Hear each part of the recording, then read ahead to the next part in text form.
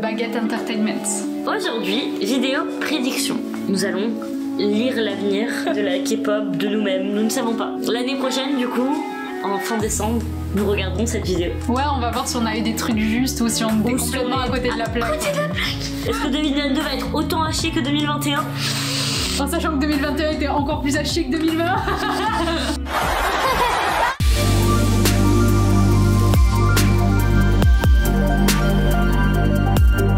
Je pense que l'an prochain, Twice va commencer à faire des sous-unités. Ouh. En vrai, je sais pas. En vrai, moi je me dis juste pourquoi maintenant et pas avant. Je rejoindrais dans l'idée même que peut-être qu'il y aurait quelques meufs qui prendraient peut-être un hiatus et tout, et que ça serait pour ça qu'ils fassent des sous-unités. Ou même qu'elles aient envie, genre un peu comme Red Velvet, tu vois. Ouais, pourquoi pas. Vraiment, pourquoi pas, parce que c'est vraiment un truc que JYP fait jamais. Momo Gio. Oh, et même c'est pour vrai. découvrir des membres, Découvrir des genres, des nouveaux genres, des nouveaux genres, et même les membres en eux-mêmes. Tu vois, moi qui suis pas trop dans le délire de Twice, peut-être que ça me permettrait de voir de nouveaux horizons que ce qu'elles font. Ouais, c'est vrai. Ouais, même tu vois, genre une collab un peu dance, genre Mina Momo, ça pourrait être stylé.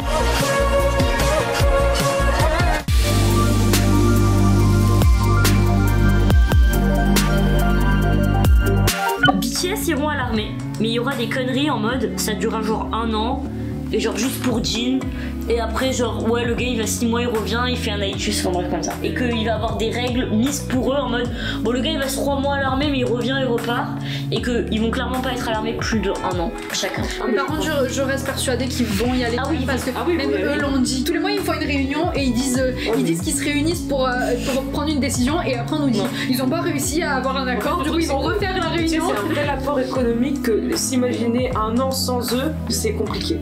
Non mais dans tous les cas de manière logique ils les feront pas d'affilée. Ils les feront pas tous genre séparément, ce sera par groupe. Je sais pas comment ils vont le savoir. En vrai ça je suis pas sûre parce que c'est tellement pas commun d'aller à l'armée avant ton heure entre guillemets, dans le sens où quand tu marches en tant que K-pop tu vas vraiment au dernier moment, donc je vois mal Jungkook partir avant ses 29 ans, tu vois. Dans tous les cas, même si c'est pas exactement ça, on reste persuadé que BTS va aura un traitement spécial pour l'armée et qu'ils vont la faire.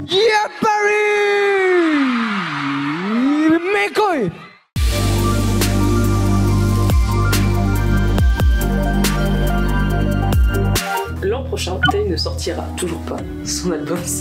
Sa mixtape. Ouais, sa mixtape ne sortira pas. Comme t'es gay. Elle ne sortira pas, ça sert à rien. Cet album qui est teasé depuis, je sais pas combien d'albums. Au moins 3. Bon, on a entendu je sais pas combien d'extraits dans... Comment il s'appelle ? In Dessous. Rien du tout.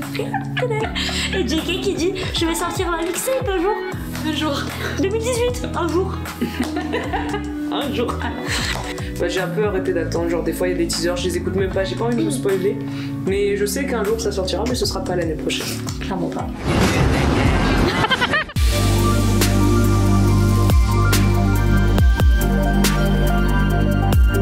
Pour moi, IVE va devenir un très gros girl group de K-pop.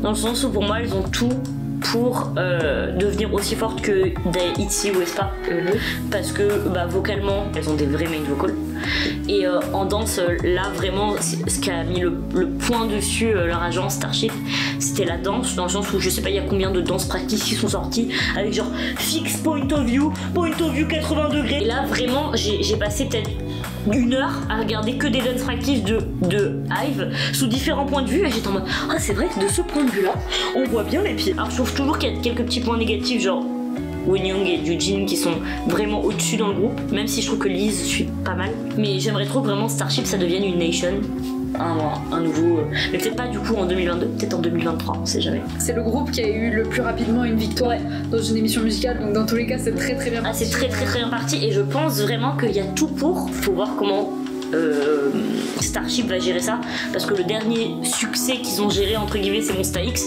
ils sont un peu très bien finis. Faut que j'arrête de dire Yves. Je dis Yves, c'est affreux. T'aimes bien Yves? I have en fait, c'est la prononciation de I have. Moi je dis Yves et je vous emmerde tous. Merci. Non mais ça n'a pas de sens. Très peu de complicité.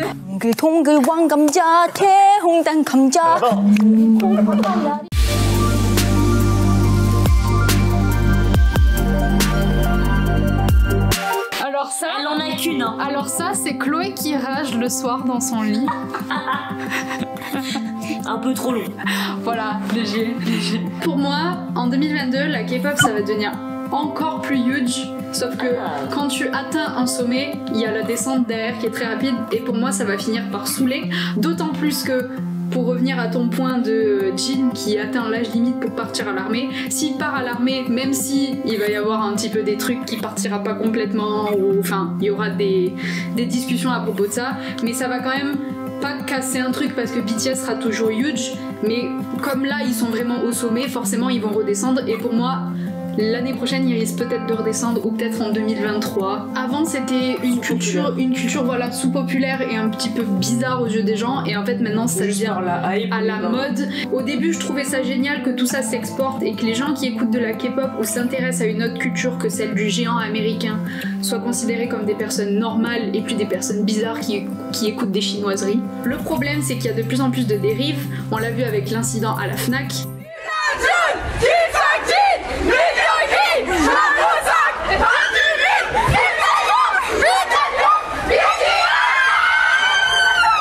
Du coup, j'en viens au fait que la K-pop, et notamment BTS, devient un effet de mode. Un effet de mode que les gens apprécient pendant 1 an ou 2, et puis quand BTS vont aller faire leur service militaire, s'ils le font, ces fans vont complètement les oublier, ou peut-être pas les oublier, mais passer à autre chose. Et puis en plus, ça me dégoûte un peu de voir tout le monde utiliser leur nom à tout va pour faire de l'argent, ou du moins attirer des gens. Je vais pas cracher sur tous les artistes américains qui font des feats avec BTS, peut-être qu'ils les aiment vraiment, mais c'est bizarre qu'ils se réveillent que maintenant. Halsey était légitime parce que...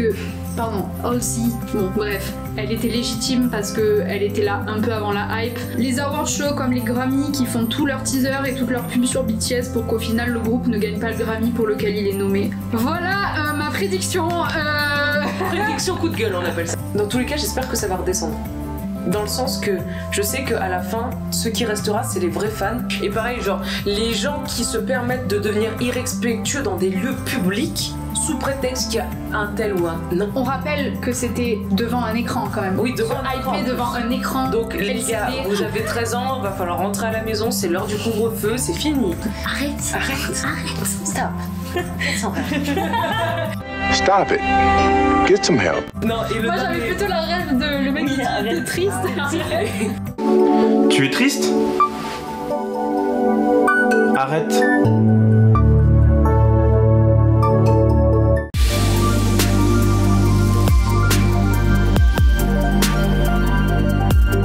Je vais clore avec ma prédiction. La K-pop va devenir banale quand BTS seront à l'armée, car il y a personne qui va reprendre le flambeau. Meuf, je suis choquée, mais nos cerveaux. Non mais c'est logique. Mais là c'est plus en mode, je pense que surtout la K-pop a pas du tout préparé un futur BTS en fait. Ils auraient pu être préparés à avoir un flambeau derrière BTS qui fait que qu'ils aient toujours il y a un roulement, que même si BTS est plus là, ah bah maintenant c'est eux, ils sont trop bien les gars, vous allez kiffer et tout. Ils font des chansons en anglais, trop bien et tout. Mais bah oui, mais c'est comme ça que ça marche. Je sais pas exactement quelles sont les raisons qui ont fait que, mais en tout cas, il y a aucune personne prend le flambeau de BTS. Ouais. Et du coup, bah je pense que la hype va descendre et tant mieux.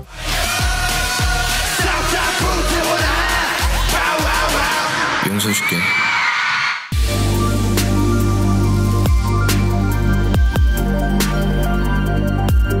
Prédiction, on a vu 3 lightsticks de Atis à la Fnac.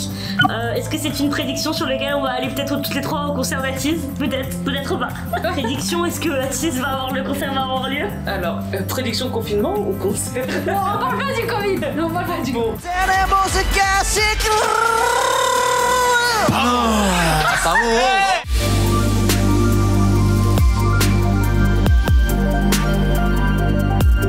L'an prochain, Vanessa va remporter au moins 4 ou 5 wins. Oh, j'espère. Je trouve qu'ils le méritent, ils travaillent très dur pour ce qu'ils font. L'agence n'a pas une bonne stratégie marketing, donc c'est hyper compliqué. Mais ils font de plus en plus de shows pour se faire connaître et ça marche très bien. ONEUS, c'est des bosseurs de fou. C'était juste une prédiction, quoi, tu vas te calmer. Mais ONEUS, c'est des bosseurs de fou et j'espère trop, ils le méritent. C'est comme beaucoup de groupes. Hein.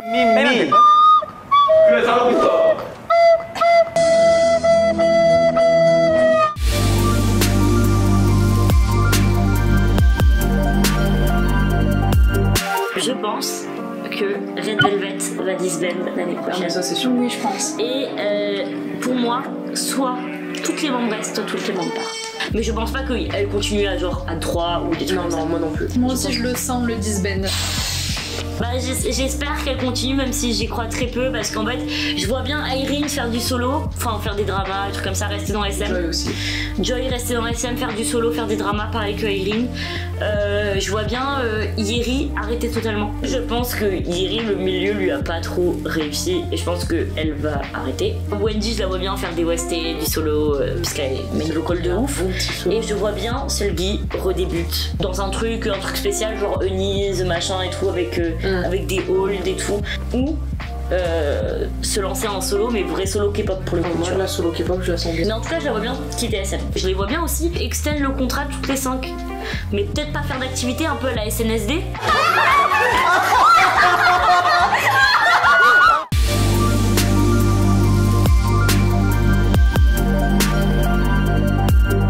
L'an prochain, 2 idols vont se marier.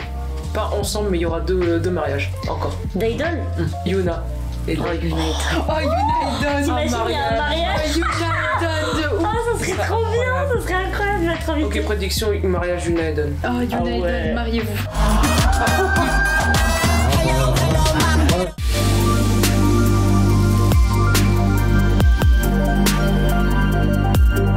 Jenny va sortir avec un garçon d'un boys group de JYP cette fois.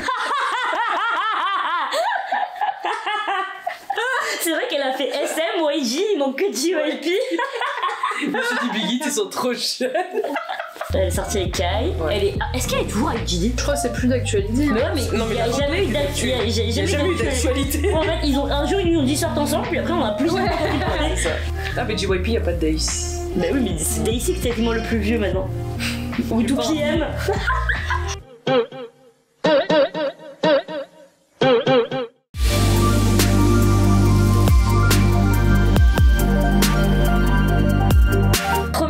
Du coup 2023. Ah, on a 1000 abonnés, j'espère moi.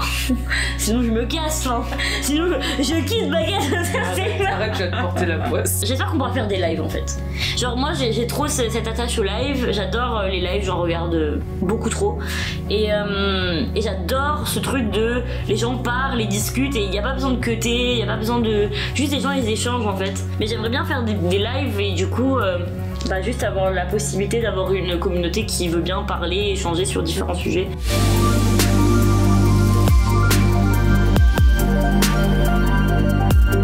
Non, moi j'aime pas trop parler du futur, mais pour en revenir à la chaîne YouTube, ouais, j'ai espoir que l'année prochaine on ait un petit début de commu, parce que comme toi en fait, si on a créé cette chaîne, c'est pour partager notre passion, et forcément quand tu partages une passion, tu la partages avec des gens, parce que la partager à un mur, ce n'est pas le but. Parce que quand on fait des vidéos, forcément, on est les 3 seuls à avoir la parole pendant la vidéo. Mais c'est toujours intéressant, sur l'après-coup, d'avoir des retours.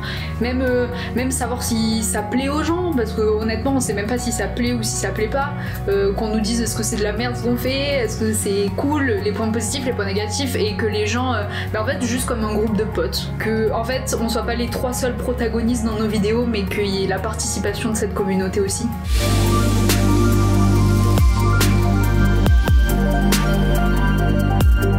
Qu'on soit toujours amis. Oh non, l'année prochaine. Mais non, on est partenaires commerciaux. Non, qu'on soit toujours amis. Que d'ici la fin de l'année prochaine, je fasse de la musique. Ah ouais. J'ai très envie de faire de la musique, c'est juste que j'ai pas l'argent pour avoir les logiciels. Je me donne 1 an pour faire une musique, c'est pas compliqué, putain de merde. Mais tu arrives. Mais je veux qu'on reste amis. Encore longtemps. En partenaires commerciaux, c'est très bien. Vas-y, casse-toi. Merci d'avoir regardé cette vidéo, on espère que ça vous aura plu et on se retrouve la semaine prochaine pour une nouvelle vidéo. C'était Baguette Entertainment. Au revoir. Ciao ciao.